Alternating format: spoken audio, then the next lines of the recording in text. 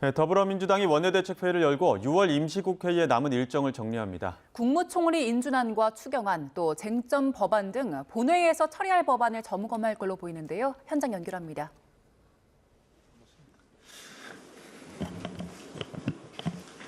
경제는 심리이고 타이밍입니다. 코스피 지수가 3년 6개월 만에 3천을 돌파했습니다.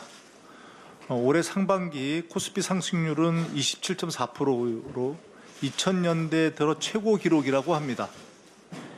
이재명 정부가 출범하자마자 경제에 청신호가 켜진 것이라고 생각합니다. 물 들어올 때 노를 저으라고 했습니다. 지금이 바로 그때입니다. 기다림을 현실로 만들어내야 합니다.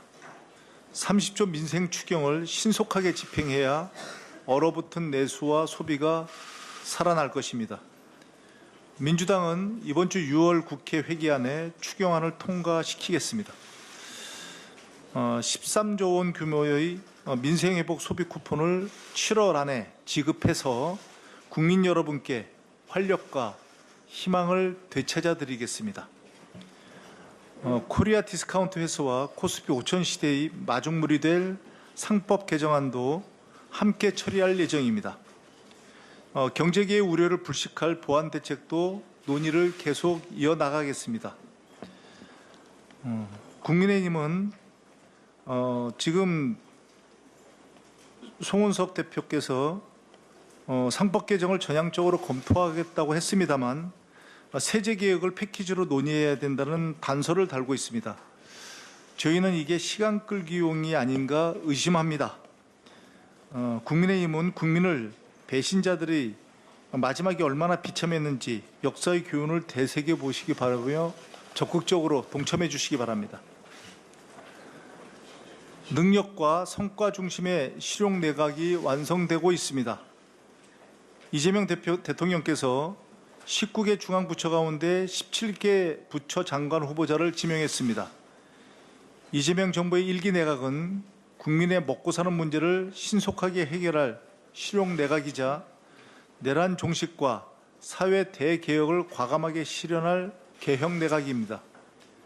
대한민국은 지금 나라 안팎의 복합위기 극복과 국가 정상화라는 시대적 난제 앞에 서 있습니다. 하지만 내란 세력은 여전히 건재하고 관세 분쟁, 중동발 위기도 상존합니다. 먼저 김민석 국무총리 인준안을 신속하게 처리하겠습니다. 국민의힘이 지금처럼 인준을 방해하면서 근거 없는 비방과 음해, 허위사실 유포를 멈추지 않는다면 이는 민형사상 책임을 묻겠다는 점도 분명히 해둡니다. 12월 3일 내란 이후 사실상 6개월 동안 정부가 공백 상태였습니다. 이제는 이재명 정부가 제대로 일할 수 있게 해야 합니다.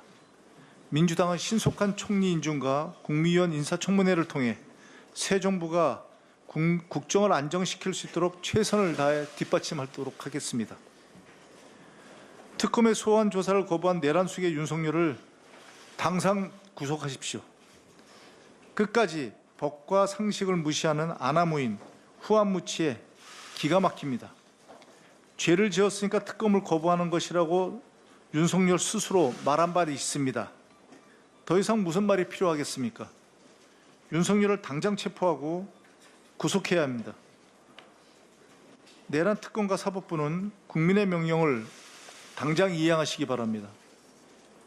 일말의 사죄도 반성도 없는 윤석열과 그 잔당들 역시 죗값을 무겁게 치르게 될 것입니다. 김건희 특검과 해병대원 특검도 내일부터 수사를 개시합니다. 대한민국을 망친 중대 범죄자들의 죄상을 낱낱이 파헤쳐서 죄를 지은 자는 반드시 처벌받는다는 상식을 실현해 주시기를 기대합니다. 이상입니다. 다음은 진성준 정책위. 코스피 3천 돌파로 적개의 타이밍이라며 추경의 신속 추진을 강조하기도 했는데요. 관련 소식 잠시 후 전국 대담 시간에 자세히 다뤄보겠습니다. 더불어민주당이 원내대책회의를 열고 6월 임시국회의 남은 일정을 정리합니다. 국무총리 인준안과 추경안, 또 쟁점 법안 등 본회의에서 처리할 법안을 점검할 걸로 보이는데요. 현장 연결합니다.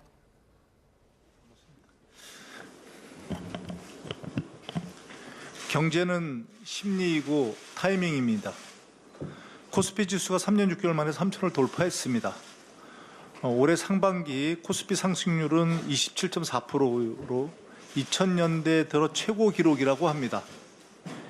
이재명 정부가 출범하자마자 경제에 청신호가 켜진 것이라고 생각합니다.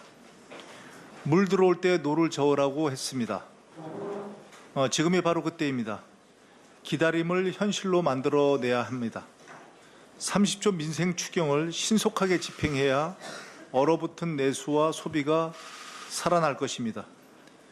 민주당은 이번 주 6월 국회 회기안에 추경안을 통과시키겠습니다. 13조 원 규모의 민생회복 소비 쿠폰을 7월 안에 지급해서 국민 여러분께 활력과 희망을 되찾아 드리겠습니다.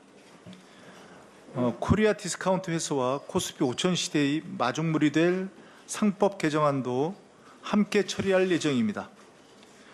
경제계의 우려를 불식할 보완 대책도 논의를 계속 이어나가겠습니다.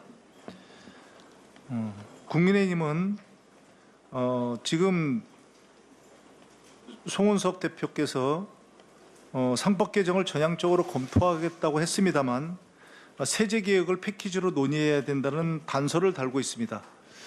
저희는 이게 시간 끌기용이 아닌가 의심합니다. 국민의힘은 국민을 배신자들이 마지막에 얼마나 비참했는지 역사의 교훈을 되새겨 보시기 바라고요. 적극적으로 동참해 주시기 바랍니다. 능력과 성과 중심의 실용 내각이 완성되고 있습니다. 이재명 대통령께서 19개 중앙부처 가운데 17개 부처 장관 후보자를 지명했습니다. 이재명 정부의 1기 내각은 국민의 먹고 사는 문제를 신속하게 해결할 실용 내각이자 내란 종식과 사회 대개혁을 과감하게 실현할 개혁 내각입니다. 대한민국은 지금 나라 안팎의 복합위기 극복과 국가 정상화라는 시대적 난제 앞에 서 있습니다. 하지만 내란 세력은 여전히 건재하고 관세 분쟁, 중동발 위기도 상존합니다. 먼저 김민석 국무총리 인준안을 신속하게 처리하겠습니다.